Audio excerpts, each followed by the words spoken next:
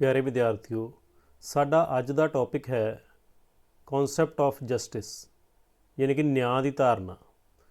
सो प्यारे बच्चों, असी रोज़ाना जिंदगी दे विच कई वारी इस शब्द की वरतों करते हैं। कई वारी असी अदालतां दे कॉन्टैक्सट विच न्याय शब्द की वरतों करते हैं। कई वारी असी आम पब्लिक दे कॉन्टैक्सट दे विच यानी कि जनरल लाइफ दे विच असी इस शब्द की वरतों करते हैं कि फलाणे बंदे नाल न्याय हो रहा या फलाणे नाल न्याय नहीं हो रहा। सो आओ हुण पोलिटिकल साइंस दे विच न्याय शब्द जिहड़ा आ उहदा मीनिंग की है ते न्याय दीयां किहड़ियां-किहड़ियां किस्मां ने, यानी कि सानूं किहड़ी-किहड़ी तरह का न्याय जिहड़ा प्राप्त होना चाहिदा आ उहदे बारे गलबात करदे हां। सो सब तो पहलां असीं न्याय शब्द दा मीनिंग जिहड़ा आ उहदे बारे इनफॉर्मेशन लवांगे भी न्याय शब्द दा अर्थ की हैगा। न्याय शब्द अंग्रेज़ी भाषा दे शब्द जस्टिस ਦਾ ਪੰਜਾਬੀ ਅਨੁਵਾਦ ਆ, यानी कि इंग्लिश ਦੇ ਵਿੱਚ जस्टिस ਆ ਤੇ ਪੰਜਾਬੀ ਵਿੱਚ ਅਸੀਂ ਉਹਨੂੰ ਨਿਆਂ ਕਹਿੰਦੇ ਆ। ਇਸ ਸ਼ਬਦ ਦਾ ਜਨਮ ਜਿਹੜਾ ਆ ਉਹ ਲੈਟਿਨ ਲੈਂਗੁਏਜ ਦੇ ਸ਼ਬਦ ਜਸ ਤੋਂ ਹੋਇਆ, यानी कि इंग्लिश लैंगुएज ਦਾ ਜਿਹੜਾ जस्टिस ਸ਼ਬਦ ਆ ਉਹ ਲੈਟਿਨ ਭਾਸ਼ਾ ਦੇ ਸ਼ਬਦ ਜਸ ਤੋਂ ਬਣਿਆ, ਜਿਸ ਦਾ ਅਰਥ ਹੈ ਬੰਧਨ ਜਾਂ ਬੰਨਣਾ। ਸੋ ਜਸ ਸ਼ਬਦ ਦਾ ਅਰਥ ਕੀ ਹੈ? ਬੰਧਨ ਜਾਂ ਬੰਨਣਾ। ਸੋ ਇਹਦਾ ਅਰਥ ਕੀ ਹੈ ਕਿ ਨਿਆਂ ਇੱਕ ਅਜਿਹੀ ਵਿਵਸਥਾ ਹੈ ਜਿਸ ਵਿੱਚ ਵਿਅਕਤੀ ਆਪਸੀ ਸੰਬੰਧਾਂ ਵਿੱਚ ਬੰਨੇ ਰਹਿੰਦੇ ਹਨ। ਇਹਨਾਂ ਸੰਬੰਧਾਂ ਦੇ ਨਾਲ ਨਾਲ ਕੁਝ ਅਧਿਕਾਰ ਅਤੇ ਕੁਝ ਕਰਤੱਵ ਜੁੜੇ ਹੋਏ ਹੁੰਦੇ ਹਨ। ਜਦੋਂ ਵਿਅਕਤੀ ਅਧਿਕਾਰ ਮਾਣਦਾ ਹੋਇਆ ਆਪਣੇ ਕਰਤੱਵਾਂ ਦੀ ਅਦਾਇਗੀ ਕਰਦਾ ਹੈ ਅਤੇ ਦੂਜਿਆਂ ਨਾਲ ਉਚਿਤ ਵਿਵਹਾਰ ਕਰਦਾ ਹੈ ਤਾਂ ਉਹ ਨਿਆਂ ਕਰ ਰਿਹਾ ਹੁੰਦਾ ਹੈ। ਸੋ ਇਹਦੇ ਵਿੱਚ ਗੱਲ ਕੀਤੀ ਹੈ ਕਿ ਨਿਆਂ ਇੱਕ ਅਜਿਹੀ ਵਿਵਸਥਾ ਆ ਜਿਹਦੇ ਵਿੱਚ ਲੋਕ ਆਪਸੀ ਸੰਬੰਧਾਂ ਵਿੱਚ ਬੱਝੇ ਹੁੰਦੇ ਨੇ ਤੇ ਹਰ ਇੱਕ ਵਿਅਕਤੀ ਜਿਹੜਾ ਆ ਉਹ ਆਪਣੇ ਅਧਿਕਾਰ ਮਾਨਣ ਦੇ ਨਾਲ ਉਹਦੇ ਕੁਝ ਕਰਤੱਵ ਵੀ ਹੁੰਦੇ ਨੇ ਸਮਾਜ ਪ੍ਰਤੀ, ਦੂਜਿਆਂ ਪ੍ਰਤੀ ਜਾਂ ਰਾਜ ਪ੍ਰਤੀ। ਤੇ ਜਦੋਂ ਵਿਅਕਤੀ ਆਪਣੇ ਅਧਿਕਾਰ ਮਾਨਣ ਦੇ ਨਾਲ ਆਪਣੇ ਕਰਤੱਵਾਂ ਦੀ ਅਦਾਇਗੀ ਕਰਦਾ ਆ ਤੇ ਦੂਜਿਆਂ ਨਾਲ ਉਚਿਤ ਵਿਵਹਾਰ ਕਰਦਾ ਆ, ਜਿੱਦਾਂ ਕਿ ਅਸੀਂ ਦੂਜਿਆਂ ਤੋਂ ਆਸ ਕਰਦੇ ਹਾਂ, ਜੇਕਰ ਅਸੀਂ ਉਹਨਾਂ ਨਾਲ ਉੱਦਾਂ ਦਾ ਵਿਵਹਾਰ ਕਰਦੇ ਹਾਂ ਇਟ ਮੀਨਸ ਕਿ ਅਸੀਂ ਉਹਨਾਂ ਨਾਲ ਨਿਆਂ ਕਰ ਰਹੇ ਹਾਂ। ਸੋ ਇਹ ਜਸਟਿਸ ਸ਼ਬਦ ਦਾ ਜਿਹੜਾ ਆ ਜਨਰਲ ਮੀਨਿੰਗ ਆ। ਆਓ ਹੁਣ ਇਹਦੀ ਡੈਫੀਨੇਸ਼ਨ ਕਰਦੇ ਹਾਂ। ਇਹਦੇ ਵਿੱਚ ਅਸੀਂ ਦੋ ਡੈਫੀਨੇਸ਼ਨਸ ਕਰਨੀਆਂ ਨੇ। ਇੱਕ ਤਾਂ ਕਰਨੀ ਹੈ ਸਬਾਈਨ ਦੀ। ਸਬਾਈਨ ਦੇ ਅਨੁਸਾਰ ਨਿਆਂ ਕੀ ਆ? ਨਿਆਂ ਇੱਕ ਅਜਿਹਾ ਬੰਧਨ ਹੈ ਜੋ ਵਿਅਕਤੀਆਂ ਨੂੰ ਇੱਕ ਸਮਾਨ ਸਮਾਜ ਦੇ ਰੂਪ ਵਿੱਚ ਇਕੱਠੇ ਰੱਖਦਾ ਹੈ। ਅਜਿਹੇ ਸਮਾਜ ਵਿੱਚ ਹਰ ਵਿਅਕਤੀ ਆਪਣੀ ਕੁਦਰਤੀ ਯੋਗਤਾ ਅਤੇ ਟ੍ਰੇਨਿੰਗ ਅਨੁਸਾਰ ਕਾਰਜ ਕਰਦਾ ਹੈ। ਸੋ ਇੱਥੇ ਸਬਾਈਨ ਨੇ ਗੱਲ ਕੀਤੀ ਹੈ ਕਿ ਨਿਆਂ ਕੀ ਆ? ਇੱਕ ਅਜਿਹਾ ਬੰਧਨ ਆ ਜਿਹੜਾ ਕਿ ਸਾਰੇ ਲੋਕਾਂ ਨੂੰ, ਸਾਰੇ ਵਿਅਕਤੀਆਂ ਨੂੰ ਜਿਹੜੇ ਕਿ ਸਮਾਜ ਵਿੱਚ ਰਹਿ ਰਹੇ ਆ ਉਹਨਾਂ ਨੂੰ ਸਮਾਨ ਸਮਾਜ ਦੇ ਰੂਪ ਵਿੱਚ ਇਕੱਠੇ ਰੱਖਦਾ ਹੈ। ਤੇ ਹਰ ਵਿਅਕਤੀ ਜਿਹੜਾ ਆ ਉਹ ਸਮਾਜ ਦੇ ਵਿੱਚ ਜਦੋਂ ਆਪਣੀ ਯੋਗਤਾ ਦੇ ਅਨੁਸਾਰ ਤੇ ਆਪਣੀ ਟ੍ਰੇਨਿੰਗ ਦੇ ਅਨੁਸਾਰ ਕੰਮ ਕਰਦਾ ਆ ਤਾਂ ਇਟ ਮੀਨਸ ਕਿ ਉਹਦੇ ਨਾਲ ਜਸਟਿਸ ਹੋ ਰਿਹਾ। ਫੋਰ ਐਗਜ਼ਾਮਪਲ, ਜੇਕਰ ਅਸੀਂ ਹੁਣ ਜਿੱਦਾਂ ਗੱਲ ਕਰਦੇ ਹਾਂ ਕਿ ਸਮੁੰਦਰ ਦੇ ਵਿੱਚ ਮੱਛੀ ਜਿਹੜੀ ਆ ਉਹ ਤੈਰਦੀ ਹੈ ਜਾਂ ਪਾਣੀ ਦੇ ਵਿੱਚ ਤੈਰਦੀ ਹੈ, ਤੇ ਜੇਕਰ ਅਸੀਂ ਉਹਨੂੰ ਕਹਿ ਦਈਏ ਕਿ ਤੂੰ ਸਾਨੂੰ ਪੇੜ ਦੇ ਉੱਪਰ ਚੜ੍ਹ ਕੇ ਵਿਖਾ, ਤਾਂ ਕੀ ਇਹ ਨਿਆਂ ਆ ਉਹਦੇ ਨਾਲ? ਨਹੀਂ, ਕਿਉਂਕਿ ਉਹ ਉਹਦੀ ਕੁਦਰਤੀ ਯੋਗਤਾ ਨਹੀਂ ਹੈਗੀ। ਸੋ ਜਿਹੜੇ ਵਿਅਕਤੀ ਤੋਂ ਅਸੀਂ ਉਹਦੀ ਕੁਦਰਤੀ ਯੋਗਤਾ ਦੇ ਅਨੁਸਾਰ ਕੰਮ ਲੈਂਦੇ ਹਾਂ, ਉਹਦੀ ਟ੍ਰੇਨਿੰਗ ਦੇ ਅਨੁਸਾਰ ਕੰਮ ਲੈਂਦੇ ਹਾਂ, ਫਿਰ ਹੀ ਅਸੀਂ ਉਹਦੇ ਨਾਲ ਜਸਟਿਸ ਕਰਦੇ ਹਾਂ। ਅਤੇ ਜਦੋਂ ਅਸੀਂ ਉਹਦੀ ਕੁਦਰਤੀ ਯੋਗਤਾ ਹੀ ਨਹੀਂ ਹੈਗੀ ਅਤੇ ਅਸੀਂ ਉਹਨੂੰ ਉਹ ਕੰਮ ਕਰਨ ਲਈ ਕਹਿ ਰਹੇ ਹਾਂ ਤਾਂ ਇਟ ਮੀਨਸ ਕਿ ਉਹਦੇ ਨਾਲ ਇਨਜਸਟਿਸ ਹੋ ਰਿਹਾ। ਸੋ ਇਹ ਸਬਾਈਨ ਨੇ ਗੱਲ ਕੀਤੀ ਹੈ ਇਸ ਪਰਿਭਾਸ਼ਾ ਦੇ ਵਿੱਚ। ਸੈਕਿੰਡ ਜਿਹੜੀ ਅਸੀਂ ਡੈਫੀਨੇਸ਼ਨ ਕਰਨੀ ਹੈ ਉਹ ਸਾਲਮਨ ਦੀ। ਸਾਲਮਨ ਦੇ ਅਨੁਸਾਰ ਕੀ ਆ? ਨਿਆਂ ਦਾ ਅਰਥ ਹਰ ਵਿਅਕਤੀ ਨੂੰ ਉਸਦਾ ਉਚਿਤ ਹਿੱਸਾ ਪ੍ਰਦਾਨ ਕਰਨਾ ਹੈ। ਸੋ ਸਾਲਮਨ ਦੇ ਅਨੁਸਾਰ ਨਿਆਂ ਕੀ ਆ? ਹਰ ਵਿਅਕਤੀ ਨੂੰ ਉਸਦਾ ਉਚਿਤ ਹਿੱਸਾ, ਯਾਨੀ ਕਿ ਜੋ ਉਹਦਾ ਬਣਦਾ ਆ ਉਹ ਉਹਨੂੰ ਮਿਲੇ। ਫੋਰ ਐਗਜ਼ਾਮਪਲ, ਜੇਕਰ ਅਸੀਂ ਕਿਸੇ ਵਿਅਕਤੀ ਨੂੰ ਲੇਬਰ ਦੇ ਉੱਤੇ ਲਾਉਂਦੇ ਹਾਂ, ਅਸੀਂ ਪੂਰਾ ਦਿਨ ਉਹ ਤੋਂ ਕੰਮ ਲੈਂਦੇ ਹਾਂ ਅਤੇ ਉਹਦੇ ਬਦਲੇ ਜੋ ਉਹਦੀ ਦਿਹਾੜੀ ਬਣਦੀ ਹੈ ਉਹ ਦੇਣ ਦੀ ਬਜਾਏ ਅਸੀਂ ਉਹਨੂੰ 100 ਰੁਪਇਆ ਫੜਾ ਦਈਏ ਤਾਂ ਇਹ ਉਹਦੇ ਨਾਲ ਅਨਿਆਂ ਹੋਊਗਾ। ਯਾਨੀ ਕਿ ਜੋ ਉਹਦਾ ਉਚਿਤ ਹਿੱਸਾ ਬਣਦਾ ਆ, ਜੋ ਉਹਦਾ ਜੈਨੂਇਨ ਬਣਦਾ ਆ, ਉਹ ਉਹਨੂੰ ਮਿਲਣਾ ਚਾਹੀਦਾ ਆ। ਇਹੀ ਨਿਆਂ ਆ। ਸੋ ਇਹ ਹਰ ਵਿਅਕਤੀ ਦੇ ਕੌਂਟੈਕਸਟ ਦੇ ਵਿੱਚ ਆ ਕਿ ਹਰ ਵਿਅਕਤੀ ਦਾ ਸਮਾਜ ਦੇ ਵਿੱਚ ਜੋ ਬਣਦਾ ਆ ਉਹ ਉਹਨੂੰ ਮਿਲੇ, ਦੈਟ ਇਜ਼ ਜਸਟਿਸ। ਸੋ ਇਹ ਦੋ ਡੈਫੀਨੇਸ਼ਨਸ ਜਿਹੜੀਆਂ ਨੇ ਇਹ ਆਪਾਂ ਇਹਦੇ ਵਿੱਚ ਕਰਨੀਆਂ ਨੇ। ਇਸ ਤੋਂ ਬਾਅਦ ਅੱਗੇ ਆ ਜਾਂਦੀਆਂ ਨੇ ਕਿ ਨਿਆਂ ਦੀਆਂ ਵੱਖ-ਵੱਖ ਕਿਸਮਾਂ। ਉਹ ਨਿਆਂ ਦੀਆਂ ਕਿਸਮਾਂ ਜਿਹੜੀਆਂ ਨੇ ਉਹ ਜਨਰਲੀ 4 ਨੇ ਜਿਹੜੀਆਂ ਆਪਾਂ ਡਿਸਕਸ ਕਰਨੀਆਂ ਨੇ, ਜਿਹਦੇ ਵਿੱਚ ਪਹਿਲੀ ਹੈ ਨਿਆਂ ਦਾ ਕਾਨੂੰਨੀ ਪੱਖ, ਦੂਸਰੀ ਹੈ ਨਿਆਂ ਦਾ ਰਾਜਨੀਤਿਕ ਪੱਖ, ਤੀਜੀ ਹੈ ਨਿਆਂ ਦਾ ਸਮਾਜਿਕ ਪੱਖ ਅਤੇ ਚੌਥੀ ਹੈ ਨਿਆਂ ਦਾ ਆਰਥਿਕ ਪੱਖ। ਸੋ ਇਹਨਾਂ ਨੂੰ ਅਸੀਂ ਜਿੱਦਾਂ ਨਿਆਂ ਦਾ ਕਾਨੂੰਨੀ ਪੱਖ, ਸੋ ਉਹਨੂੰ ਅਸੀਂ ਕਾਨੂੰਨੀ ਨਿਆਂ ਵੀ ਕਹਿ ਸਕਦੇ ਹਾਂ। ਕਾਨੂੰਨੀ ਨਿਆਂ, ਰਾਜਨੀਤਿਕ ਨਿਆਂ, ਸਮਾਜਿਕ ਨਿਆਂ ਅਤੇ ਆਰਥਿਕ ਨਿਆਂ। ਸੋ ਇਸ ਤਰੀਕੇ ਨਾਲ ਵੀ ਅਸੀਂ ਨਿਆਂ ਸ਼ਬਦ ਜਿਹੜਾ ਆ ਉਹਨਾਂ ਦੀ ਕਿਸਮਾਂ ਨੂੰ ਐਕਸਪਲੇਨ ਕਰ ਸਕਦੇ ਹਾਂ। ਸੋ ਆਓ ਸਟਾਰਟ ਕਰਦੇ ਹਾਂ ਪਹਿਲੀ ਕਿਸਮ ਤੋਂ, ਨਿਆਂ ਦਾ ਕਾਨੂੰਨੀ ਪੱਖ ਜਾਂ ਕਾਨੂੰਨੀ ਨਿਆਂ। ਸੋ ਇਹਦੇ ਵਿੱਚ ਗੱਲ ਕੀਤੀ ਜਾਂਦੀ ਹੈ ਕਿ ਨਿਆਂ ਜਿਹੜਾ ਆ ਉਹਦਾ ਕਾਨੂੰਨੀ ਪੱਖ ਜਿਹੜਾ ਆ ਉਹ ਕੀ ਡਿਮਾਂਡ ਕਰਦਾ ਆ ਕਿ ਕਾਨੂੰਨ ਜਿਹੜੇ ਨੇ ਉਹ ਨਿਆਂ ਸੰਗਤ ਹੋਣੇ ਚਾਹੀਦੇ ਆ। ਕਾਨੂੰਨੀ ਨਿਆਂ ਜਿਹੜਾ ਕਿ ਪਹਿਲਾ ਆਸਪੈਕਟ ਆ ਜਾਂ ਪਹਿਲੀ ਟਾਈਪ ਆ ਨਿਆਂ ਦੀ, ਉਹ ਕੀ ਡਿਮਾਂਡ ਕਰਦੀ ਆ ਕਿ ਕਾਨੂੰਨ ਜਿਹੜੇ ਨਿਆਂ ਸੰਗਤ ਹੋਣੇ ਚਾਹੀਦੇ ਆ। ਯਾਨੀ ਕਿ ਕਾਨੂੰਨੀ ਨਿਆਂ ਤਾਂ ਹੀ ਹੋਏਗਾ ਜੇਕਰ ਕਾਨੂੰਨ ਨਿਆਂ ਸੰਗਤ ਹੋਣਗੇ।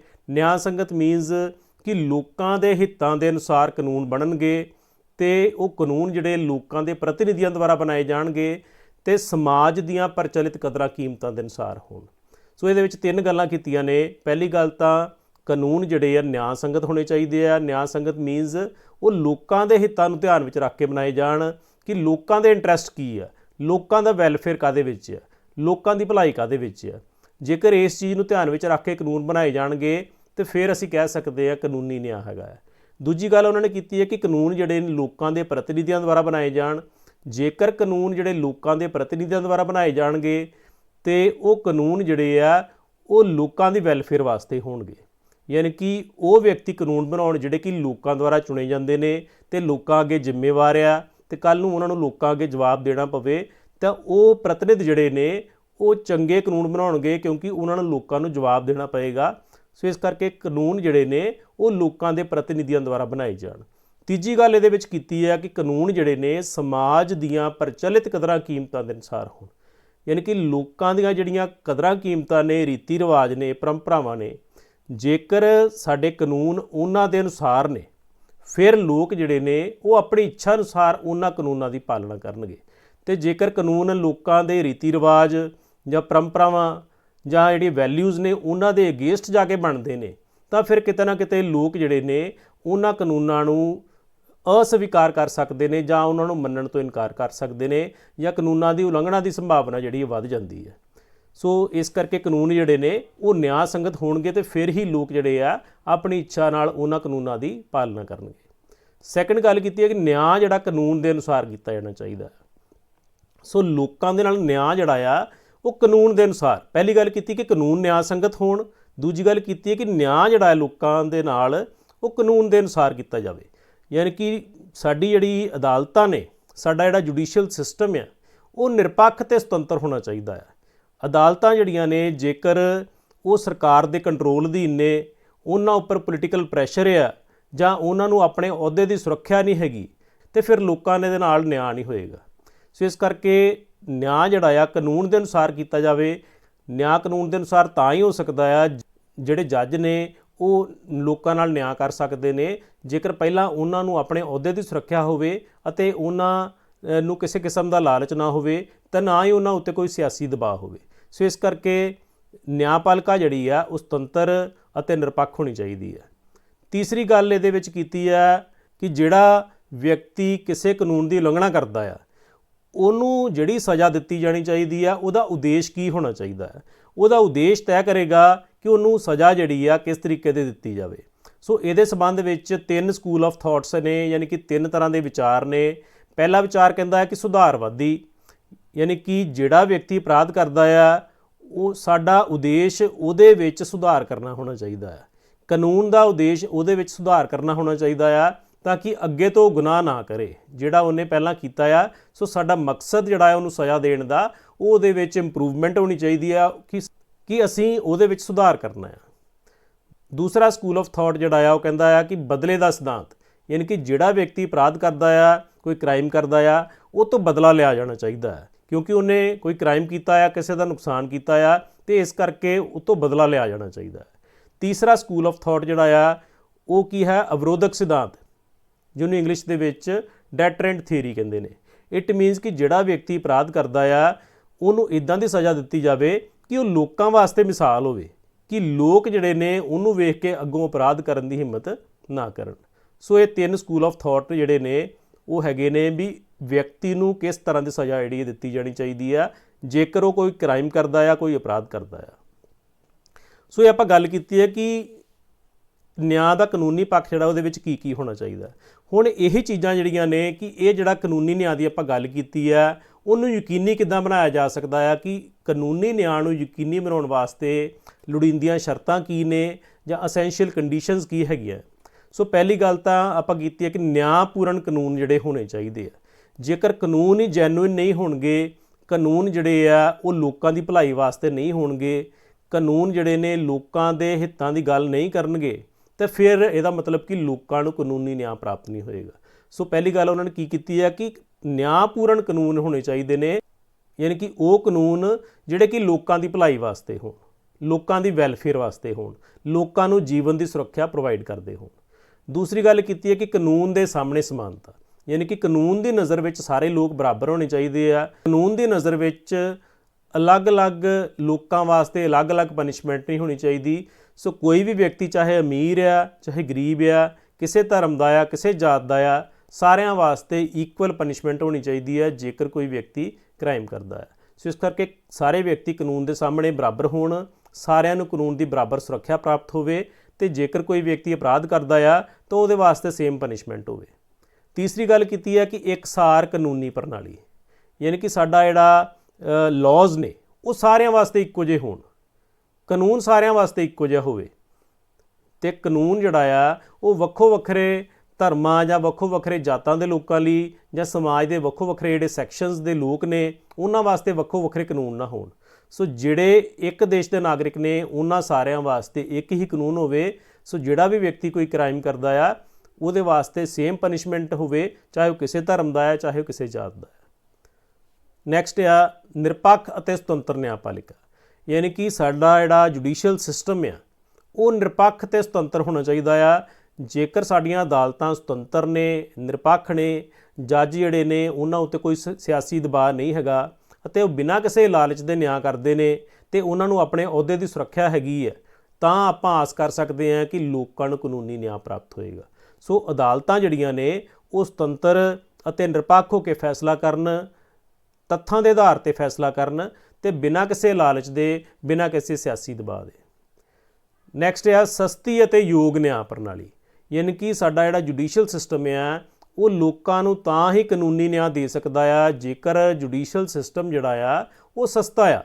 ਜੇਕਰ ਲੋਕਾਂ ਵਾਸਤੇ ਨਿਆਂ ਲੈਣਾ ਸਸਤਾ ਆ, ਲੋਕਾਂ ਨੂੰ ਵਕੀਲਾਂ ਦੀ ਭਾਰੀ ਫੀਸ ਨਾ ਪੇ ਕਰਨੀ ਪਵੇ ਅਤੇ ਲੋਕਾਂ ਨੂੰ ਸਮੇਂ ਸਿਰ ਨਿਆਂ ਮਿਲੇ।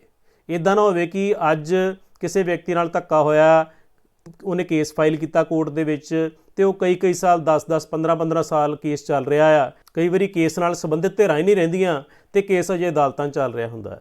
ਸੋ ਇੱਦਾਂ ਦੀ ਸਿਚੁਏਸ਼ਨ ਜਿਹੜੀ ਨਾ ਹੋਵੇ, ਸਸਤਾ ਨਿਆਂ ਮਿਲੇ ਲੋਕਾਂ ਨੂੰ ਘੱਟ ਪੈਸੇ ਦੇ ਵਿੱਚ ਅਤੇ ਯੋਗ ਨਿਆਂ ਮਿਲੇ, ਯਾਨੀ ਕਿ ਸਮੇਂ ਸਿਰ ਨਿਆਂ ਮਿਲੇ, ਅਤੇ ਫਿਰ ਹੀ ਉਸ ਨਿਆਂ ਦੀ ਰੈਲੀਵੈਂਸ ਜਿਹੜੀ ਹੈ ਉਪਯੋਗਤਾ ਹੈਗੀ ਹੈ।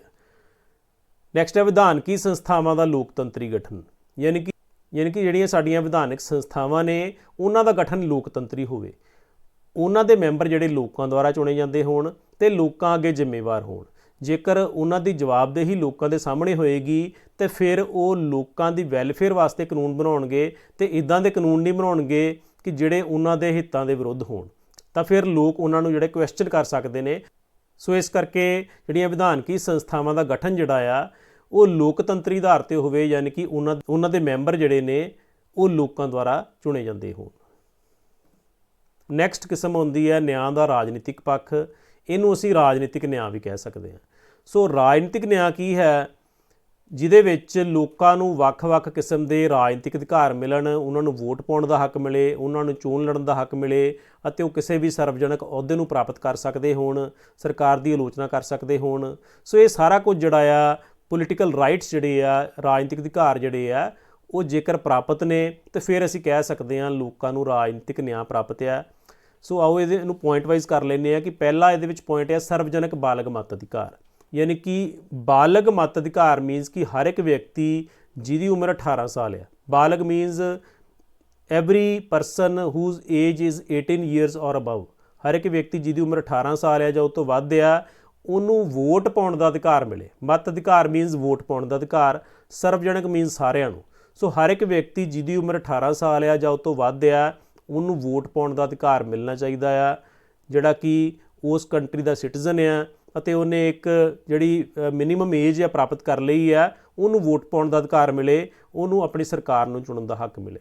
ਸੈਕੰਡ ਹੈ ਚੋਣ ਲੜਨ ਦਾ ਅਧਿਕਾਰ, ਯਾਨੀ ਕਿ ਰਾਜਨੀਤਿਕ ਨਿਆਂ ਤਾਂ ਹੀ ਹੋਊਗਾ ਜੇਕਰ ਹਰ ਇੱਕ ਵਿਅਕਤੀ ਨੂੰ ਚੋਣ ਲੜਨ ਦਾ ਹੱਕ ਆ, ਜੇਕਰ ਹਰ ਇੱਕ ਵਿਅਕਤੀ ਨੂੰ ਇਲੈਕਸ਼ਨ ਕੰਟੈਸਟ ਕਰਨ ਦਾ ਹੱਕ ਆ, ਜੇਕਰ ਉਹ ਜੋ ਵੀ ਜ਼ਰੂਰੀ ਕੰਡੀਸ਼ਨਸ ਨੇ ਫੁੱਲਫਿਲ ਕਰਦਾ ਆ ਜਾਂ ਜਿਹੜੀਆਂ ਬੁਨਿਆਦੀ ਯੋਗਤਾਵਾਂ ਨੇ ਉਹ ਪੂਰੀਆਂ ਕਰਦਾ ਆ, ਤਾਂ ਉਹਨੂੰ ਇਲੈਕਸ਼ਨ ਕੰਟੈਸਟ ਕਰਨ ਦਾ ਹੱਕ ਹੋਣਾ ਚਾਹੀਦਾ ਹੈ।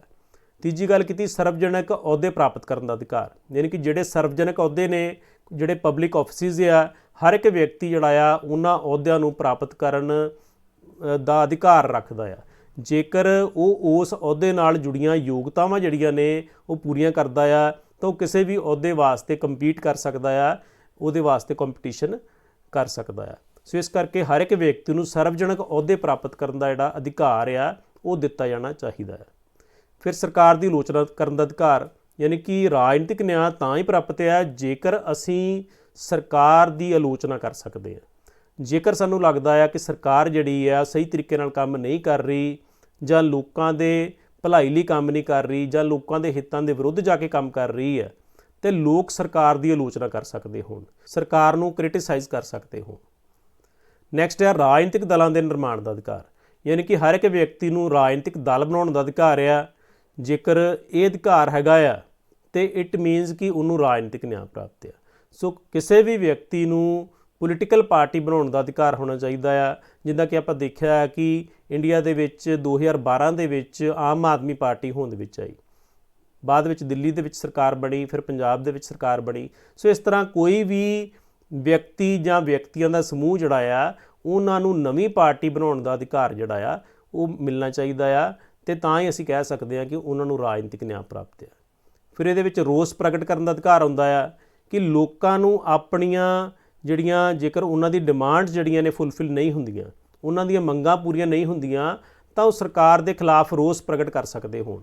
ਉਹ ਰੋਸ ਜਿਹੜਾ ਕਈ ਤਰੀਕਿਆਂ ਨਾਲ ਪ੍ਰਗਟ ਕਰ ਸਕਦੇ ਹੋਣ, ਚਾਹੇ ਉਹ ਧਰਨੇ ਦੇ ਕੇ, ਪ੍ਰਦਰਸ਼ਨ ਕਰਕੇ, ਜਾਂ ਸਰਕਾਰ ਦਾ ਘਿਰਾਓ ਕਰਕੇ, ਜਾਂ ਕਿਸੇ ਵੀ ਸਾਧਨ ਦੇ ਰਾਹੀਂ, ਜਾਂ ਕਿਸੇ ਵੀ ਪੀਸਫੁਲ ਮੈਥਡ ਦੇ ਰਾਹੀਂ ਉਹ ਸਰਕਾਰ ਦੇ ਖਿਲਾਫ ਰੋਸ ਪ੍ਰਗਟ ਕਰ ਸਕਦੇ ਨੇ, ਤੇ ਤਾਂ ਹੀ ਰਾਜਨੀਤਿਕ ਨਿਆਂ ਹੈ। ਬੇਨਤੀ ਕਰਨ ਦਾ ਅਧਿਕਾਰ, ਇਟ ਮੀਨਸ ਕਿ ਲੋਕਾਂ ਨੂੰ ਆਪਣੀਆਂ ਮੰਗਾਂ ਵਾਸਤੇ ਸਰਕਾਰ ਦੇ ਅੱਗੇ ਬੇਨਤੀ ਜਾਂ ਐਪਲੀਕੇਸ਼ਨ ਦੇਣ ਦਾ ਉਹਨਾਂ ਨੂੰ ਰਾਈਟ ਹੋਣਾ ਚਾਹੀਦਾ ਹੈ, ਤਾਂ ਕਿ ਜੇਕਰ ਸਰਕਾਰ ਨੂੰ ਲੱਗਦਾ ਕਿ ਉਹਨਾਂ ਦੀਆਂ ਮੰਗਾਂ ਜਿਹੜੀਆਂ ਜੈਨੂਇਨ ਨੇ ਤਾਂ ਉਹ ਉਹਨਾਂ ਨੂੰ ਕੰਸੀਡਰ ਕਰ ਸਕਦੀ ਆ, ਉਹਨਾਂ ਦੇ ਫੇਵਰ ਦੇ ਵਿੱਚ ਕਾਨੂੰਨ ਬਣਾ ਸਕਦੀ ਹੈ। ਸੋ ਇਸ ਕਰਕੇ ਹਰ ਇੱਕ ਵਿਅਕਤੀ ਨੂੰ ਜੇਕਰ ਆਪਣੀਆਂ ਮੰਗਾਂ ਨੂੰ ਮਨਵਾਉਣ ਦੇ ਲਈ ਸਰਕਾਰ ਨੂੰ ਜਿਹੜਾ ਬੇਨਤੀ ਪੱਤਰ ਮੀਨਸ ਕਿ ਐਪਲੀਕੇਸ਼ਨ ਦੇਣ ਦਾ ਅਧਿਕਾਰ ਜਿਹੜਾ ਹੈ ਪ੍ਰਾਪਤ ਹੋਣਾ ਚਾਹੀਦਾ ਹੈ। ਇਸ ਤੋਂ ਬਾਅਦ ਰਾਜਨੀਤਿਕ ਪੱਖ ਦੇ ਵਿੱਚ ਹੀ ਨੈਕਸਟ ਪੁਆਇੰਟ ਜਿਹੜਾ ਆ ਜਾਂਦਾ ਆ ਮਨੁੱਖੀ ਅਧਿਕਾਰਾਂ ਦਾ ਸਤਿਕਾਰ, ਯਾਨੀ ਕਿ ਹਰ ਇੱਕ ਵਿਅਕਤੀ ਦੇ ਜਿਹੜੇ ਮਨੁੱਖੀ ਅਧਿਕਾਰ ਆ, ਹਿਊਮਨ ਰਾਈਟਸ ਆ, ਜਿਹਦੇ ਵਿੱਚ ਸਮਾਨਤਾ ਦਾ ਅਧਿਕਾਰ ਆ ਗਿਆ, ਜਿਉਣ ਦਾ ਅਧਿਕਾਰ ਜਿਹਨੂੰ ਅਸੀਂ ਜੀਵਨ ਦਾ ਅਧਿਕਾਰ ਕਹਿੰਦੇ ਆ, ਸਮਾਜਿਕ ਸੁਰੱਖਿਆ ਦਾ ਅਧਿਕਾਰ ਹੋ ਗਿਆ।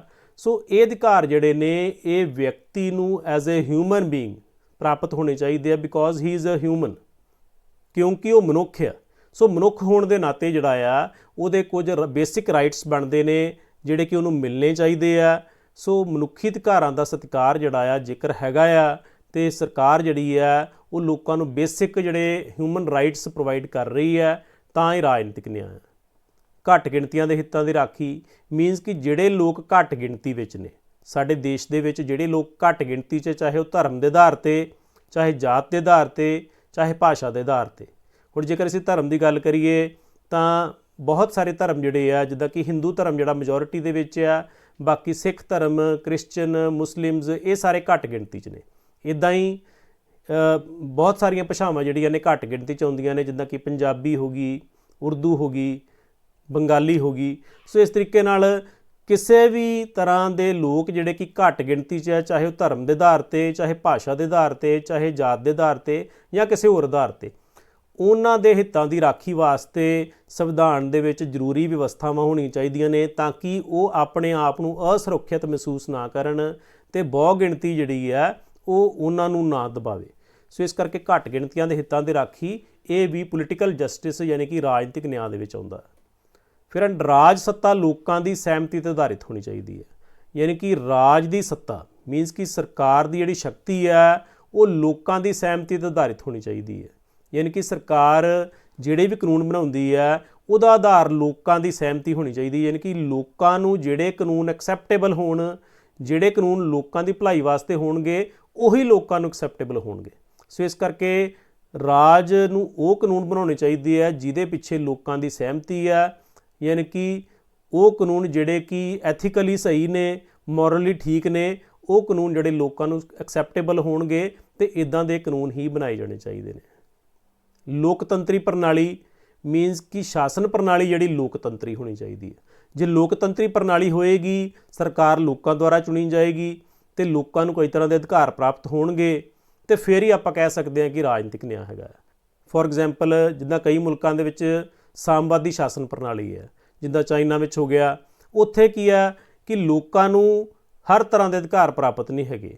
ਲੋਕਾਂ ਨੂੰ ਕੁਝ ਲਿਮਟਿਡ ਰਾਈਟਸ ਪ੍ਰਾਪਤ ਨੇ, ਉਹ ਸਰਕਾਰ ਨੂੰ ਕ੍ਰਿਟੀਸਾਈਜ਼ ਨਹੀਂ ਕਰ ਸਕਦੇ, ਉਹ ਰੂਲਰ ਦੇ ਅਗੇਂਸਟ ਨਹੀਂ ਬੋਲ ਸਕਦੇ, ਸ਼ਾਸਕ ਦੇ ਵਿਰੁੱਧ ਕੋਈ ਸਟੇਟਮੈਂਟ ਨਹੀਂ ਦੇ ਸਕਦੇ। ਸੋ ਇਹੋ ਜਿਹੇ ਮੁਲਕਾਂ ਦੇ ਵਿੱਚ ਰਾਜਨੀਤਿਕ ਨਿਆਂ ਦੀ ਸੰਭਾਵਨਾ ਬਹੁਤ ਘੱਟ ਹੁੰਦੀ ਹੈ। ਸੋ ਇਸ ਕਰਕੇ ਜੇਕਰ ਸ਼ਾਸਨ ਪ੍ਰਣਾਲੀ ਲੋਕਤੰਤਰੀ ਹੈ ਤੇ ਫਿਰ ਹੀ ਅਸੀਂ ਆਸ ਕਰ ਸਕਦੇ ਹਾਂ ਕਿ ਲੋਕਾਂ ਨੂੰ ਰਾਜਨੀਤਿਕ ਨਿਆਂ ਪ੍ਰਾਪਤ ਹੋਵੇਗਾ।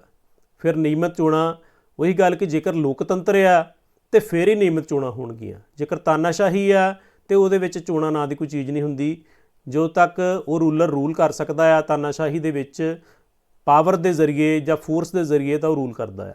ਜੇਕਰ ਲੋਕਤੰਤਰ ਆ ਤੇ ਫਿਰ ਹੀ ਨਿਯਮਿਤ ਚੋਣਾਂ ਹੋਣਗੀਆਂ, ਤੇ ਜੇਕਰ ਨਿਯਮਿਤ ਚੋਣਾਂ ਹੋਣਗੀਆਂ ਕਿ ਜਿੱਦਾਂ ਹਰ 5 ਸਾਲ ਬਾਅਦ ਇਲੈਕਸ਼ਨਸ ਹੁੰਦੀਆਂ ਨੇ, ਤੇ ਫਿਰ ਹੀ ਸਰਕਾਰ ਜਿਹੜੀ ਆ ਲੋਕਾਂ ਅੱਗੇ ਜਵਾਬਦੇਹ ਹੋਏਗੀ। ਸਰਕਾਰ ਨੂੰ ਪਤਾ ਹੋਏਗਾ ਕਿ ਜੇਕਰ ਅਸੀਂ ਕੰਮ ਕਰਾਂਗੇ ਤੇ ਫਿਰ ਹੀ ਲੋਕਾਂ ਨੇ ਸਾਨੂੰ ਦੁਬਾਰਾ ਵੋਟ ਪਾਉਣੀ ਹੈ, ਫਿਰ ਹੀ ਅਸੀਂ ਵੋਟਾਂ ਮੰਗਣ ਦੇ ਹੱਕਦਾਰ ਹੋਵਾਂਗੇ। ਸੋ ਇਸ ਕਰਕੇ ਨਿਯਮਿਤ ਚੋਣਾਂ ਜਿਹੜੀਆਂ ਨੇ ਉਹ ਵੀ ਸਰਕਾਰ ਨੂੰ ਜ਼ਿੰਮੇਵਾਰ ਬਣਾਉਂਦੀਆਂ ਨੇ ਤੇ ਉਹਦੇ ਨਾਲ ਲੋਕਾਂ ਨੂੰ ਰਾਜਨੀਤਿਕ ਨਿਆਂ ਦੀ ਸੰਭਾਵਨਾ ਜਿਹੜੀ ਵੱਧ ਜਾਂਦੀ ਹੈ।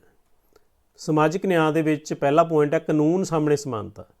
ਯਾਨੀ ਕਿ ਕਾਨੂੰਨ ਦੀ ਨਜ਼ਰ ਵਿੱਚ ਸਾਰੇ ਲੋਕ ਬਰਾਬਰ ਹੋਣ, ਚਾਹੇ ਵਿਅਕਤੀ ਕਿਸੇ ਵੀ ਜਾਤ ਨਾਲ ਸੰਬੰਧ ਰੱਖਦਾ ਆ, ਪਰੰਤੂ ਸਾਰੇ ਲੋਕ ਜਿਹੜੇ ਆ ਉਹ ਕਾਨੂੰਨ ਦੇ ਸਾਹਮਣੇ ਬਰਾਬਰ ਹੋਣੇ ਚਾਹੀਦੇ ਆ, ਚਾਹੇ ਉਹ ਕਿਸੇ ਵੀ ਜਾਤ ਦਾ ਆ। ਸਾਰਿਆਂ ਵਾਸਤੇ ਇੱਕੋ ਜਿਹੇ ਕਾਨੂੰਨ ਹੋਣ ਤੇ ਉਹੀ ਕਾਨੂੰਨ ਜਿਹੜਾ ਆ ਸਾਰਿਆਂ ਉੱਤੇ ਇਕੁਅਲੀ ਐਪਲੀਕੇਬਲ ਹੋਵੇ। ਜੇਕਰ ਕੋਈ ਵਿਅਕਤੀ ਕ੍ਰਾਈਮ ਕਰਦਾ ਆ ਤਾਂ ਉਸ ਕਾਨੂੰਨ ਦੇ ਤਹਿਤ ਸਾਰਿਆਂ ਵਾਸਤੇ ਇਕੁਅਲ ਪਨਿਸ਼ਮੈਂਟ ਹੋਵੇ।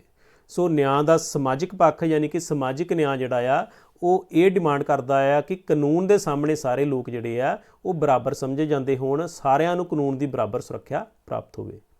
ਵਿਸ਼ੇਸ਼ ਅਧਿਕਾਰਾਂ ਦੀ ਸਮਾਪਤੀ ਯਾਨੀ ਕਿ ਕਿਸੇ ਵੀ ਵਰਗ ਨੂੰ, ਸਮਾਜ ਦੇ ਵਿੱਚ ਕਿਸੇ ਵੀ ਵਰਗ ਨੂੰ ਵਿਸ਼ੇਸ਼ ਅਧਿਕਾਰ ਪ੍ਰਾਪਤ ਨਾ ਹੋਣ। ਸਾਰੇ ਲੋਕਾਂ ਵਾਸਤੇ ਸੇਮ ਰਾਈਟਸ ਹੋਣ, ਕਿਸੇ ਵੀ ਵਰਗ ਨੂੰ ਵਿਸ਼ੇਸ਼ ਅਧਿਕਾਰ ਪ੍ਰਾਪਤ ਨਾ ਹੋਣ।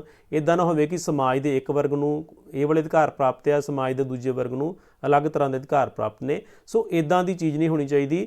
ਜਿਹੜੇ ਵੀ ਅਧਿਕਾਰ ਲੋਕਾਂ ਨੂੰ ਦਿੱਤੇ ਜਾਂਦੇ ਨੇ ਉਹ ਸਾਰਿਆਂ ਵਾਸਤੇ ਇਕੁਅਲ ਹੋਣੇ ਚਾਹੀਦੇ ਆ। ਸੋ ਸੰਵਿਧਾਨ ਦੇ ਵਿੱਚ ਜਿਹੜੇ ਅਧਿਕਾਰ ਲਿਖੇ ਜਾਂਦੇ ਨੇ ਉਹ ਸਾਰੇ ਲੋਕਾਂ ਵਾਸਤੇ ਇੱਕੋ ਜਿਹੇ ਹੋਣ ਤੇ ਕਿਸੇ ਵੀ ਵਰਗ ਵਾਸਤੇ ਵਿਸ਼ੇਸ਼ ਅਧਿਕਾਰ ਨਾ ਹੋਣ। ਨੈਕਸਟ ਹੁੰਦਾ ਭੇਦਭਾਵ ਦੀ ਮਨਾਹੀ ਯਾਨੀ ਕਿ ਕਿਸੇ ਵੀ ਵਿਅਕਤੀ ਨਾਲ ਧਰਮ, ਜਾਤ, ਨਸਲ ਜਾਂ ਕਿਸੇ ਹੋਰ ਆਧਾਰ 'ਤੇ ਭੇਦਭਾਵ ਨਾ ਕੀਤਾ ਜਾਏ। ਜੇਕਰ ਸਮਾਜਿਕ ਭੇਦਭਾਵ ਨਹੀਂ ਹੋਏਗਾ ਫਿਰ ਹੀ ਅਸੀਂ ਕਹਿ ਸਕਦੇ ਹਾਂ ਕਿ ਸਮਾਜਿਕ ਨਿਆਂ ਜਿਹੜਾ ਆ ਉਹ ਐਗਜ਼ਿਸਟ ਕਰਦਾ ਆ। ਅਤੇ ਜੇਕਰ ਜਾਤ ਦੇ ਆਧਾਰ 'ਤੇ ਜਾਂ ਨਸਲ ਦੇ ਆਧਾਰ 'ਤੇ ਜਾਂ ਕਿਸੇ ਹੋਰ ਆਧਾਰ 'ਤੇ ਵਿਤਕਰਾ ਕੀਤਾ ਜਾਂਦਾ ਆ ਤਾਂ ਅਸੀਂ ਇਹ ਨਹੀਂ ਕਹਿ ਸਕਦੇ ਕਿ ਸਮਾਜਿਕ ਨਿਆਂ ਲੋਕਾਂ ਨਾਲ ਕੀਤਾ ਜਾ ਰਿਹਾ। ਸਮਾਜ ਦੇ ਕਮਜ਼ੋਰ ਵਰਗਾਂ ਲਈ ਵਿਸ਼ੇਸ਼ ਸਹੂਲਤਾਂ। ਸੋ ਇੱਥੇ ਗੱਲ ਇਹ ਬੜੀ ਜ਼ਰੂਰੀ ਸਮਝਣ ਵਾਲੀ ਆ ਕਿ ਸਮਾਜਿਕ ਨਿਆਂ ਵਾਸਤੇ ਹੁਣ ਜਿੱਦਾਂ ਆਪਾਂ ਪਹਿਲਾ ਪੁਆਇੰਟ ਕੀਤਾ ਹੈ ਕਿ ਵਿਸ਼ੇਸ਼ ਅਧਿਕਾਰਾਂ ਦੀ ਸਮਾਪਤੀ, ਹੁਣ ਇਹ ਗੱਲ ਕੀਤੀ ਹੈ ਕਿ ਸਮਾਜ ਦੇ ਕਮਜ਼ੋਰ ਵਰਗਾਂ ਲਈ ਵਿਸ਼ੇਸ਼ ਸਹੂਲਤਾਂ। ਸੋ ਯਾਨੀ ਕਿ ਜੇਕਰ ਗਵਰਨਮੈਂਟ ਜਿਹੜੀ ਆ ਉਹ ਸਮਾਜ ਦੇ ਵਿੱਚ ਜਿਹੜੇ ਕਮਜ਼ੋਰ ਵਰਗ ਨੇ ਉਹਨਾਂ ਵਾਸਤੇ ਵਿਸ਼ੇਸ਼ ਸੁਵਿਧਾਵਾਂ ਦੀ ਵਿਵਸਥਾ ਕਰਦੀ ਹੈ।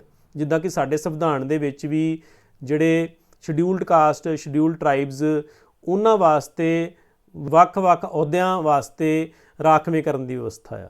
ਸੋ ਉਹ ਜਿਹੜਾ ਰਾਖਵਾਂ ਕਰਨੇ ਆ ਉਹ ਉਹਨਾਂ ਕਮਜ਼ੋਰ ਵਰਗਾਂ ਨੂੰ ਦੂਜੇ ਵਰਗਾਂ ਦੇ ਬਰਾਬਰ ਲਿਆਉਣ ਵਾਸਤੇ ਕੀਤਾ ਗਿਆ ਆ। ਸੋ ਇਸ ਕਰਕੇ ਇਹ ਜਿਹੜੀਆਂ ਵਿਸ਼ੇਸ਼ ਸਹੂਲਤਾਂ ਦਿੱਤੀਆਂ ਗਈਆਂ ਨੇ ਉਹ ਇਸ ਕਰਕੇ ਦਿੱਤੀਆਂ ਗਈਆਂ ਤਾਂ ਕਿ ਉਹਨਾਂ ਨੂੰ ਸਮਾਜ ਦੇ ਜਿਹੜੇ ਦੂਜੇ ਵਰਗ ਨੇ ਉਹਨਾਂ ਦੇ ਬਰਾਬਰ ਖੜਾ ਕੀਤਾ ਜਾ ਸਕੇ। ਸੋ ਇਸ ਕਰਕੇ ਸਮਾਜ ਦੇ ਕਮਜ਼ੋਰ ਵਰਗਾਂ ਲਈ ਵਿਸ਼ੇਸ਼ ਸਹੂਲਤਾਂ ਜਿਹੜੀਆਂ ਨੇ ਉਹ ਰਾਜ ਦੇ ਸਕਦਾ ਆ, ਕਿਉਂਕਿ ਉਹਦਾ ਮਕਸਦ ਜਿਹੜਾ ਆ ਉਹ ਸਮਾਜਿਕ ਨਿਆਂ ਆ ਤਾਂ ਕਿ ਉਹ ਵੀ ਦੂਜੇ ਵਰਗਾਂ ਦੇ ਬਰਾਬਰ ਖੜੇ ਹੋ ਸਕਣ। ਵਹਿਮਾਂ ਭਰਮਾਂ ਅਤੇ ਸਮਾਜਿਕ ਬੁਰਾਈਆਂ ਦਾ ਖਾਤਮਾ।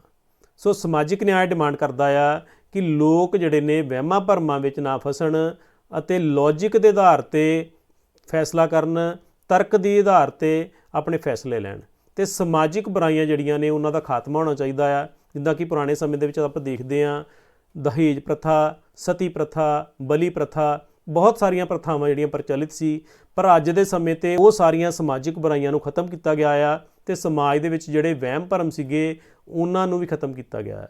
ਤੋ ਅੱਜ ਦੇ ਸਮੇਂ ਤੇ ਦਾਜ ਪ੍ਰਥਾ ਦੇ ਵਿਰੁੱਧ ਕਾਨੂੰਨ ਬਣੇ ਨੇ, ਸਤੀ ਪ੍ਰਥਾ, ਬਲੀ ਪ੍ਰਥਾ ਜਿਹੜੀ ਖਤਮ ਕਰ ਦਿੱਤੀ ਗਈ ਹੈ। ਸੋ ਇਸ ਕਰਕੇ ਜੇਕਰ ਇਹ ਸਮਾਜਿਕ ਬੁਰਾਈਆਂ ਖਤਮ ਹੋਣਗੀਆਂ, ਵਹਿਮ ਭਰਮ ਖਤਮ ਹੋਣਗੇ, ਤੇ ਫਿਰ ਹੀ ਅਸੀਂ ਸਮਾਜਿਕ ਨਿਆਂ ਦੀ ਆਸ ਕਰ ਸਕਦੇ ਹਾਂ। ਨੈਕਸਟ, ਜਾਤ ਪ੍ਰਥਾ ਦਾ ਖਾਤਮਾ। ਸੋ ਜਾਤ ਪ੍ਰਥਾ ਦਾ ਖਾਤਮਾ ਜਿਹੜਾ ਸਾਡੇ ਸੰਵਿਧਾਨ ਦੇ ਵਿੱਚ ਵੀ ਕੀਤਾ ਗਿਆ ਆ, ਭਾਰਤ ਦੇ ਸੰਵਿਧਾਨ ਦੇ ਵਿੱਚ। ਸੋ ਇਸ ਕਰਕੇ ਜਦੋਂ ਤੱਕ ਜਾਤ ਪ੍ਰਥਾ ਜਿਹੜੀ ਖਤਮ ਨਹੀਂ ਕੀਤੀ ਜਾਂਦੀ ਕਿ ਫਲਾਣਾ ਨੀਵੀਂ ਜਾਤ ਦਾ ਆ, ਫਲਾਣਾ ਉੱਚੀ ਜਾਤ ਦਾ ਆ, ਉਦੋਂ ਤੱਕ ਅਸੀਂ ਸੋਸ਼ਲ ਜਸਟਿਸ ਦੀ ਆਸ ਨਹੀਂ ਕਰ ਸਕਦੇ। ਸੋ ਸਾਡੇ ਸੰਵਿਧਾਨ ਦੇ ਵਿੱਚ ਵੀ ਜਾਤ ਪ੍ਰਥਾ ਦਾ ਖਾਤਮਾ ਕੀਤਾ ਗਿਆ ਆ, ਤੇ ਕਿਸੇ ਵੀ ਵਿਅਕਤੀ ਦੇ ਨਾਲ ਜੇਕਰ ਕਾਸਟ ਦੇ ਆਧਾਰ 'ਤੇ ਡਿਸਕ੍ਰਿਮੀਨੇਸ਼ਨ ਹੁੰਦਾ ਆ ਤਾਂ ਉਹ ਇੱਕ ਪਨਿਸ਼ੇਬਲ ਅਫੈਂਸ ਆ।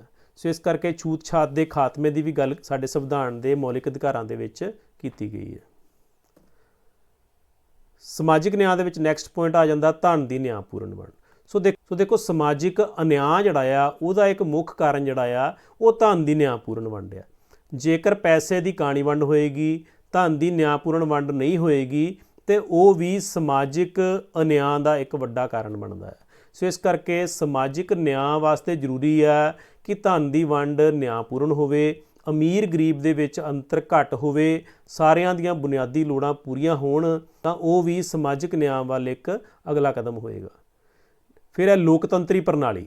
ਯਾਨੀ ਕਿ ਸਮਾਜਿਕ ਨਿਆਂ ਵਾਸਤੇ ਜ਼ਰੂਰੀ ਹੈ ਕਿ ਡੈਮੋਕ੍ਰੈਟਿਕ ਸਿਸਟਮ ਹੋਵੇ, ਲੋਕਤੰਤਰੀ ਪ੍ਰਣਾਲੀ ਹੋਵੇ।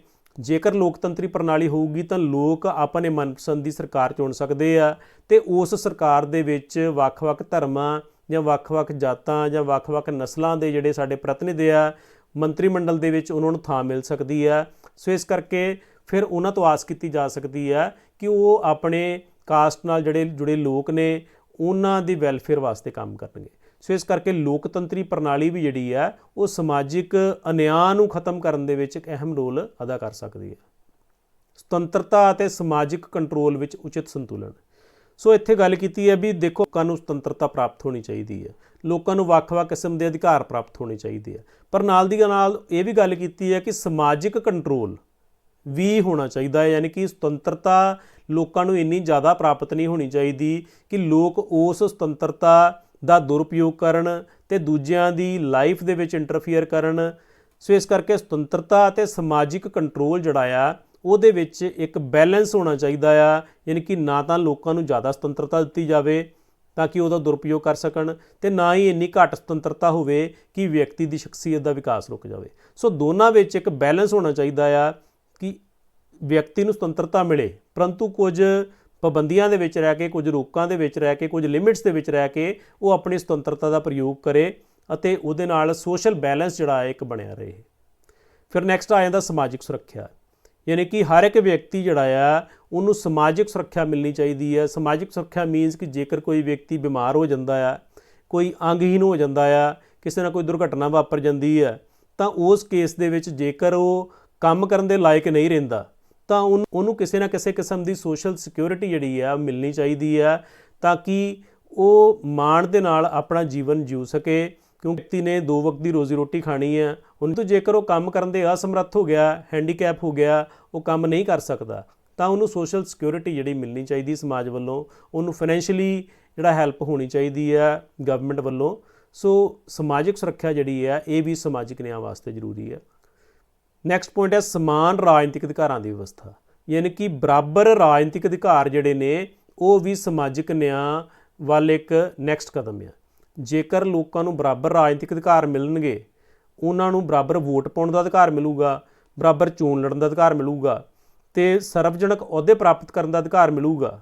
ਯਾਨੀ ਕਿ ਕਿਸੇ ਵੀ ਅਹੁਦੇ ਵਾਸਤੇ ਚੋਣ ਲੜ ਸਕਦੇ ਨੇ ਤੇ ਕਿਸੇ ਵੀ ਸਰਵਜਨਕ ਅਹੁਦੇ ਨੂੰ ਪ੍ਰਾਪਤ ਕਰ ਸਕਦੇ ਨੇ, ਤੇ ਇਹ ਚੀਜ਼ ਵੀ ਜਿਹੜੀ ਹੈ ਸੋਸ਼ਲ ਜਸਟਿਸ ਵੱਲ ਸਾਨੂੰ ਲੈ ਕੇ ਜਾਏਗੀ। ਸੋ ਇਸ ਕਰਕੇ ਸਮਾਨ ਰਾਜਨੀਤਿਕ ਅਧਿਕਾਰ ਜਿਹੜੇ ਨੇ ਉਹਨਾਂ ਦੀ ਵਿਵਸਥਾ ਵੀ ਸਮਾਜਿਕ ਨਿਆਂ ਵੱਲ ਇੱਕ ਨੈਕਸਟ ਸਟੈਪ ਹੈ। ਫਿਰ ਆ ਜਾਂਦਾ ਘੱਟ ਗਿਣਤੀਆਂ ਦੇ ਹਿੱਤਾਂ ਦੀ ਰਾਖੀ, ਯਾਨੀ ਕਿ ਜਿਹੜੇ ਸਾਡੇ ਸਮਾਜ ਦੇ ਵਿੱਚ ਘੱਟ ਗਿਣਤੀ ਦੇ ਵਿੱਚ ਲੋਕ ਨੇ ਉਹਨਾਂ ਦੇ ਹਿੱਤਾਂ ਦੀ ਰਾਖੀ ਵਾਸਤੇ ਸਪੈਸ਼ਲ ਵਿਵਸਥਾਵਾਂ ਜਿਹੜੀਆਂ ਕੀਤੀਆਂ ਜਾਣੀਆਂ ਚਾਹੀਦੀਆਂ ਨੇ। ਘੱਟ ਗਿਣਤੀ ਦੇ ਲੋਕ ਜਿਹੜੇ ਆ ਮੀਨਸ ਚਾਹੇ ਉਹ ਧਰਮ ਦੇ ਆਧਾਰ 'ਤੇ ਘੱਟ ਗਿਣਤੀ 'ਚ ਹੋਣ, ਚਾਹੇ ਜਾਤ ਦੇ ਆਧਾਰ 'ਤੇ ਜਾਂ ਭਾਸ਼ਾ ਦੇ ਆਧਾਰ 'ਤੇ ਜਾਂ ਕਿਸੇ ਹੋਰ ਆਧਾਰ 'ਤੇ, ਜਿਹੜੇ ਲੋਕ ਘੱਟ ਗਿਣਤੀ ਵਿੱਚ ਨੇ ਉਹਨਾਂ ਨੂੰ ਬਹੁ ਗਿਣਤੀ ਦੁਆਰਾ ਦਬਾਇਆ ਨਹੀਂ ਜਾਣਾ ਚਾਹੀਦਾ, ਨਾ ਹੀ ਉਹਨਾਂ ਦੇ ਵਿਚਾਰਾਂ ਨੂੰ ਦਬਾਇਆ ਜਾਣਾ ਚਾਹੀਦਾ ਆ, ਉਹਨਾਂ ਨੂੰ ਆਪਣੀ ਗੱਲ ਕਹਿਣ ਦਾ ਹੱਕ ਹੋਣਾ ਚਾਹੀਦਾ ਆ।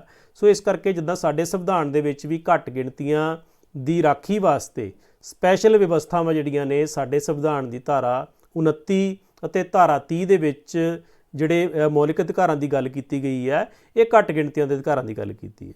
ਸੋ ਇਸ ਕਰਕੇ ਸਾਡੇ ਸੰਵਿਧਾਨ ਦੇ ਵਿੱਚ ਵੀ ਘੱਟ ਗਿਣਤੀਆਂ ਦੀ ਰਾਖੀ ਵਾਸਤੇ ਵਿਸ਼ੇਸ਼ ਵਿਵਸਥਾਵਾਂ ਕੀਤੀਆਂ ਗਈਆਂ ਨੇ। ਸੋ ਲਾਸਟ ਪੁਆਇੰਟ ਜਿਹੜਾ ਇਹਦੇ ਵਿੱਚ ਆ ਜਾਂਦਾ ਨਿਆਂ ਦਾ ਆਰਥਿਕ ਪੱਖ, ਯਾਨੀ ਕਿ ਆਰਥਿਕ ਨਿਆਂ। ਸੋ ਇਹ ਨਿਆਂ ਦੀ ਆਖਰੀ ਕਿਸਮ ਆ।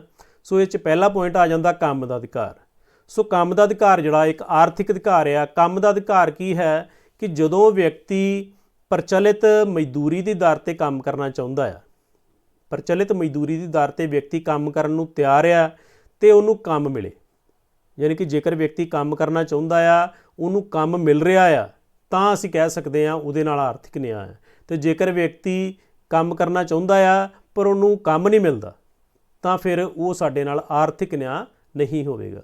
ਸੋ ਆਪਾਂ ਦੇਖਦੇ ਹਾਂ ਕਿ ਇੰਡੀਆ ਦੇ ਵਿੱਚ ਵੀ ਬਹੁਤ ਸਾਰੇ ਲੋਕ ਜਿਹੜੇ ਬੇਰੁਜ਼ਗਾਰ ਨੇ, ਪੜ੍ਹ ਲਿਖ ਕੇ ਵੀ ਬੇਰੁਜ਼ਗਾਰ ਨੇ, ਅਤੇ ਇਹ ਜਿਹੜਾ ਆ ਆਰਥਿਕ ਨਿਆਂ ਦੇ ਰਸਤੇ ਵਿੱਚ ਇੱਕ ਬਹੁਤ ਵੱਡੀ ਰੁਕਾਵਟ ਆ। ਸੈਕੰਡ ਆ ਮੁੱਢਲੀਆਂ ਆਰਥਿਕ ਲੋੜਾਂ ਦੀ ਪੂਰਤੀ। ਸੋ ਮੁੱਢਲੀਆਂ ਆਰਥਿਕ ਲੋੜਾਂ ਮੀਨਸ ਕਿ ਹਰ ਇੱਕ ਵਿਅਕਤੀ ਦੀਆਂ ਜਿਹੜੀ ਬੁਨਿਆਦੀ ਲੋੜਾਂ ਨੇ, ਰੋਜ਼ੀ ਰੋਟੀ, ਕੱਪੜਾ, ਮਕਾਨ, ਇਲਾਜ, ਸਿੱਖਿਆ, ਇਹ ਸਾਰੀਆਂ ਜਿਹੜੀਆਂ ਬੇਸਿਕ ਨੀਡਸ ਆ, ਅਤੇ ਹਰ ਇੱਕ ਦੀਆਂ ਇਹ ਬੁਨਿਆਦੀ ਲੋੜਾਂ ਜਿਹੜੀਆਂ ਪੂਰੀਆਂ ਹੋਣੀਆਂ ਚਾਹੀਦੀਆਂ ਆ। ਹਰ ਇੱਕ ਨੂੰ ਰੋਜ਼ੀ ਰੋਟੀ ਚਾਹੀਦੀ ਆ, ਹਰ ਇੱਕ ਨੂੰ ਸਿਰ 'ਤੇ ਛੱਤ ਚਾਹੀਦੀ ਆ, ਹਰ ਇੱਕ ਨੂੰ ਵਧੀਆ ਇਲਾਜ ਚਾਹੀਦਾ ਆ, ਅਤੇ ਬੇਸਿਕ ਐਜੂਕੇਸ਼ਨ ਚਾਹੀਦੀ ਹੈ। ਜੇਕਰ ਇਹ ਮੁੱਢਲੀਆਂ ਆਰਥਿਕ ਲੋੜਾਂ ਪੂਰੀਆਂ ਹੋਣਗੀਆਂ ਹਰ ਇੱਕ ਵਿਅਕਤੀ ਦੀਆਂ, ਅਤੇ ਫਿਰ ਹੀ ਅਸੀਂ ਕਹਿ ਸਕਦੇ ਹਾਂ ਕਿ ਆਰਥਿਕ ਨਿਆਂ ਐਗਜ਼ਿਸਟ ਕਰਦਾ ਆ। ਨੈਕਸਟ ਆਉਂਦਾ ਆਰਥਿਕ ਅਸਮਾਨਤਾਵਾਂ ਨੂੰ ਘੱਟ ਕਰਨਾ। ਯਾਨੀ ਕਿ ਜੇਕਰ ਸਮਾਜ ਦੇ ਵਿੱਚ ਆਰਥਿਕ ਅਸਮਾਨਤਾਵਾਂ ਘੱਟ ਹੈਗੀਆਂ ਨੇ, ਅਮੀਰ ਅਤੇ ਗਰੀਬ ਦੇ ਵਿੱਚ ਅੰਤਰ ਬਹੁਤ ਜ਼ਿਆਦਾ ਨਹੀਂ ਹੈਗਾ, ਯਾਨੀ ਕਿ ਸਮਾਜ ਦੇ ਬਹੁਤੇ ਲੋਕ ਗਰੀਬ ਨਹੀਂ ਹੈਗੇ ਅਤੇ ਥੋੜ੍ਹੇ ਲੋਕ ਅਮੀਰ ਨਹੀਂ ਹੈਗੇ, ਅਤੇ ਪੈਸੇ ਦੀ ਕਾਣੀ ਵੰਡ ਨਹੀਂ ਹੈਗੀ, ਤਾਂ ਅਸੀਂ ਕਹਿ ਸਕਦੇ ਹਾਂ ਆਰਥਿਕ ਨਿਆਂ ਹੈਗਾ ਆ। ਸੋ ਇਸ ਕਰਕੇ ਆਰਥਿਕ ਅਸਮਾਨਤਾਵਾਂ ਨੂੰ ਘੱਟ ਕਰਨ ਵਾਸਤੇ ਸਟੇਟ ਨੂੰ ਕੰਮ ਕਰਨਾ ਚਾਹੀਦਾ ਆ।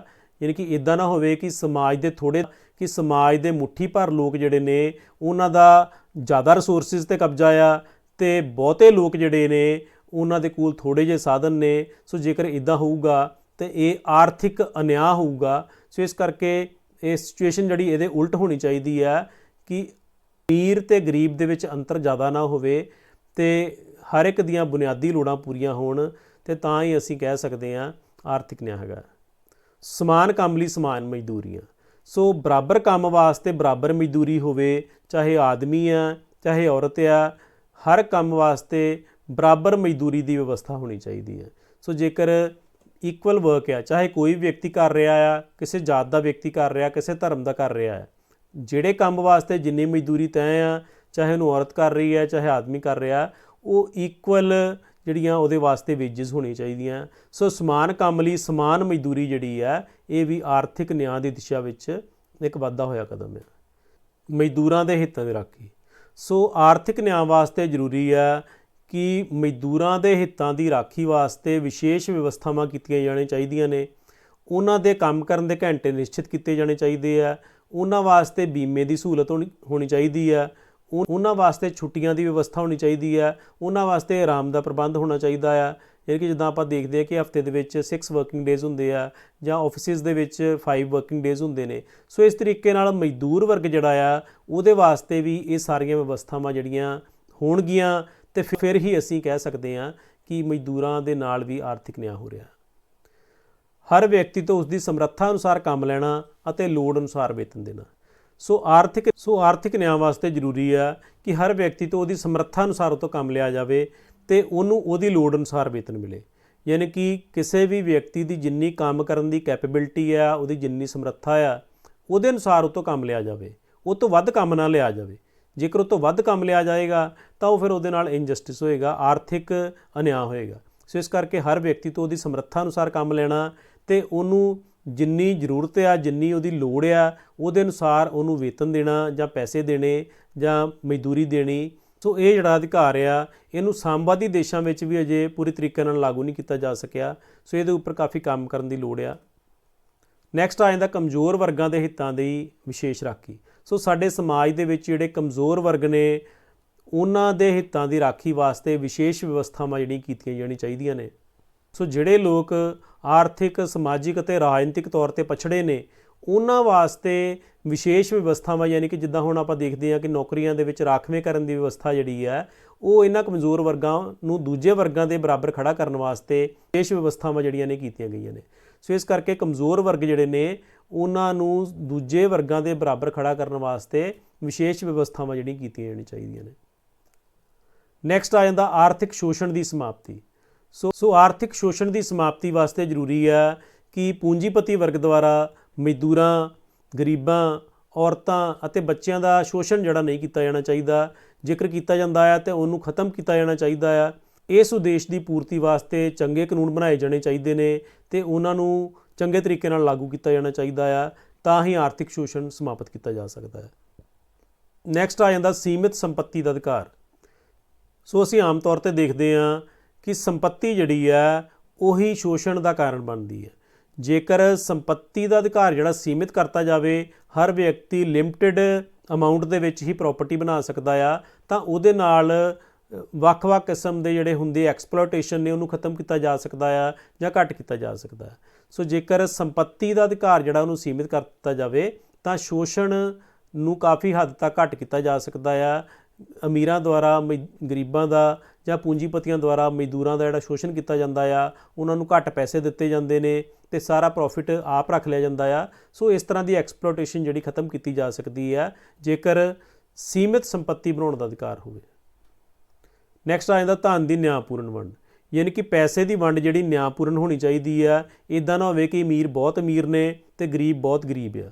ਅਮੀਰ ਜਿਹੜੇ ਨੇ ਉਹਨਾਂ ਕੋਲ ਲਗਜ਼ਰੀਜ਼ ਦੇ ਉੱਪਰ ਪੈਸਾ ਖਰਚ ਕਰਨ ਤੋਂ ਬਾਅਦ ਵੀ ਅਥਾਹ ਪੈਸਾ, ਤੇ ਦੂਜੇ ਪਾਸੇ ਗਰੀਬ ਜਿਹੜਾ ਹੈ ਕਈ ਵਾਰੀ ਆਪਾਂ ਦੇਖਦੇ ਹਾਂ ਉਹ 2 ਵਕਤ ਦੀ ਰੋਜ਼ੀ ਰੋਟੀ ਵਾਸਤੇ ਵੀ ਮੁਹਤਾਜ ਹੁੰਦਾ ਆ, 2 ਵਕਤ ਦੀ ਰੋਜ਼ੀ ਰੋਟੀ ਵੀ ਉਹਨੂੰ ਨਸੀਬ ਨਹੀਂ ਹੁੰਦੀ। ਸੋ ਇੱਦਾਂ ਦੀ ਪੈਸੇ ਦੀ ਅਨਿਆਂਪੂਰਨ ਵੰਡ ਨਹੀਂ ਹੋਣੀ ਚਾਹੀਦੀ, ਪੈਸੇ ਦੀ ਕਾਣੀ ਵੰਡ ਨਹੀਂ ਹੋਣੀ ਚਾਹੀਦੀ। ਘੱਟੋ ਘੱਟ ਸਾਰਿਆਂ ਦੀਆਂ ਬੁਨਿਆਦੀ ਲੋੜਾਂ ਜਿਹੜੀਆਂ ਨੇ, ਹਰ ਇੱਕ ਵਿਅਕਤੀ ਨੂੰ ਰੋਜ਼ੀ ਰੋਟੀ ਮਿਲਣੀ ਚਾਹੀਦੀ ਆ, ਉਹਦੇ ਸਿਰ ਤੇ ਛੱਤ ਹੋਵੇ। ਸੋ ਇਸ ਕਰਕੇ ਧਨ ਦੀ ਵੰਡ ਜਿਹੜੀ ਨਿਆਂਪੂਰਨ ਹੋਵੇ, ਹਰ ਇੱਕ ਵਿਅਕਤੀ ਦੀਆਂ ਬੁਨਿਆਦੀ ਲੋੜਾਂ ਪੂਰੀਆਂ ਹੋਣ। ਤੇ ਸੋ ਇਸ ਤਰੀਕੇ ਨਾਲ ਪੈਸੇ ਦਾ ਲਾਭ ਜਿਹੜਾ ਆ ਉਹ ਸਮਾਜ ਦੇ ਵੱਧ ਤੋਂ ਵੱਧ ਲੋਕਾਂ ਤੱਕ ਪਹੁੰਚਣਾ ਚਾਹੀਦਾ ਆ। ਨੈਕਸਟ ਆ ਜਾਂਦਾ ਕਲਿਆਣਕਾਰੀ ਰਾਜ। ਕਲਿਆਣਕਾਰੀ ਰਾਜ ਦਾ ਮਤਲਬ ਆ ਵੀ ਸਟੇਟ ਜਿਹੜਾ ਆ ਉਹ ਇੱਕ ਵੈਲਫੇਅਰ ਸਟੇਟ ਦੇ ਤੌਰ 'ਤੇ ਕੰਮ ਕਰੇ। ਸਮਾਜ ਦੇ ਵਿੱਚ ਜਿਹੜੇ ਕਮਜ਼ੋਰ ਵਰਗ ਨੇ, ਗਰੀਬ ਲੋਕ ਨੇ, ਉਹਨਾਂ ਵਾਸਤੇ ਕੰਮ ਕਰੇ। ਜੇ ਅਮੀਰਾਂ ਤੋਂ ਟੈਕਸ ਲਿਆ ਜਾਂਦਾ ਆ ਤਾਂ ਉਸ ਟੈਕਸ ਦੀ ਵਰਤੋਂ ਜਿਹੜੀ ਆ ਉਹ ਗਰੀਬਾਂ ਦੀ ਭਲਾਈ ਵਾਸਤੇ ਕੀਤੀ ਜਾਵੇ, ਉਹਨਾਂ ਦੀ ਵੈਲਫੇਅਰ ਵਾਸਤੇ ਕੀਤੀ ਜਾਵੇ, ਤਾਂ ਕਿ ਉਹ ਵੀ ਆਪਣੇ ਜੀਵਨ ਪੱਧਰ ਨੂੰ ਉੱਚਾ ਚੁੱਕ ਸਕਣ ਤੇ ਉਹਨਾਂ ਦੀਆਂ ਜਿਹੜੀਆਂ ਬੁਨਿਆਦੀ ਲੋੜਾਂ ਨੇ ਉਹ ਪੂਰੀਆਂ ਹੋ ਸਕਣ। ਸੋ ਇਸ ਕਰਕੇ ਕਲਿਆਣਕਾਰੀ ਰਾਜ ਦਾ ਜਿਹੜਾ ਕਨਸੈਪਟ ਆ ਉਹਨੂੰ ਅਮਲੀ ਰੂਪ ਦਿੱਤਾ ਜਾਣਾ ਚਾਹੀਦਾ ਆ। ਫਿਰ ਹੀ ਅਸੀਂ ਆਰਥਿਕ ਨਿਆਂ ਦੀ ਆਸ ਜਿਹੜੀ ਆ ਉਹ ਸਟੇਟ ਤੋਂ ਕਰ ਸਕਦੇ ਹਾਂ। ਸੋ ਇਹ ਸੀਗੇ ਨਿਆਂ ਦੇ ਵੱਖ-ਵੱਖ ਪਹਿਲੂ ਜਾਂ ਨਿਆਂ ਦੀਆਂ ਵੱਖ-ਵੱਖ ਕਿਸਮਾਂ। ਸੋ ਅਸੀਂ ਇੱਥੇ 4 ਕਿਸਮਾਂ ਦੀ ਗੱਲ ਕੀਤੀ ਆ। ਜੇਕਰ ਇਹਨਾਂ ਵਿੱਚੋਂ ਕਿਸੇ ਇੱਕ ਵੀ ਕਿਸਮ ਦਾ ਨਿਆਂ ਜਿਹੜਾ ਲੋਕਾਂ ਨੂੰ ਪ੍ਰਾਪਤ ਨਹੀਂ ਹੁੰਦਾ ਤਾਂ ਅਸੀਂ ਇਹ ਨਹੀਂ ਕਹਿ ਸਕਦੇ ਕਿ ਲੋਕਾਂ ਨਾਲ ਜਸਟਿਸ ਹੋ ਰਿਹਾ ਆ। ਸੋ ਹਰ ਇੱਕ ਵਿਅਕਤੀ ਨੂੰ ਆਰਥਿਕ, ਸਮਾਜਿਕ, ਰਾਜਨੀਤਿਕ ਅਤੇ ਕਾਨੂੰਨੀ ਨਿਆਂ ਜਿਹੜਾ ਆ ਮਿਲਣਾ ਚਾਹੀਦਾ ਆ। ਫਿਰ ਹੀ ਅਸੀਂ ਚੰਗੇ ਅਤੇ ਨਿਆਂਪੂਰਨ ਸਮਾਜ ਦੀ ਕਲਪਨਾ ਕਰ ਸਕਦੇ ਹਾਂ। ਸੋ ਨੈਕਸਟ ਵੀਡੀਓ ਦੇ ਵਿੱਚ ਨਵੇਂ ਟੌਪਿਕ ਬਾਰੇ ਗੱਲਬਾਤ ਕਰਾਂਗੇ। Thank you so much.